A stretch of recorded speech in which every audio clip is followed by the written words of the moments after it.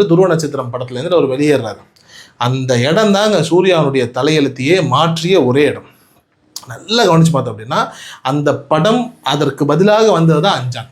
அஞ்சான் சூர்யா கெரியரில் என்ன பண்ணுச்சு, லிங்குசாமி கெரியரில் என்ன பண்ணுச்சு அப்படிங்கிறது நமக்கு எல்லாருக்குமே தெரியும். ஏன்னா இன்றைக்கு சூர்யாவினுடைய தோல்வியினுடைய முதல் ஆரம்பம் அஞ்சான். அது துருவ நட்சத்திரம் அப்படிங்கிற படம் வேண்டான்னு சொன்னதுலேருந்து ஆரம்பித்த ஒரு சிக்கல். அப்படியே எந்திரி சிவகார்த்திகேயன் வருவோம். இதே 2013 தான் சிவகார்த்திகேயன் என்ன பண்ணுறாரு, உச்சம் தொட ஆரம்பிக்கிறார். வருத்தப்படாத வாலிபர் சங்கம் படம் வருது, அதுக்கடுத்து ரெமோ வருது, வேலைக்காரன் வருது. ஒவ்வொரு படமும் சிவகார்த்திகேயனை வந்துட்டு அடுத்த உச்ச நட்சத்திரத்தை நோக்கி நகர்த்திக்கிட்டே இருக்கு. ஒரு மனுஷன் 13 வரைக்கும் உச்சத்திலே இருக்காரு சூர்யா.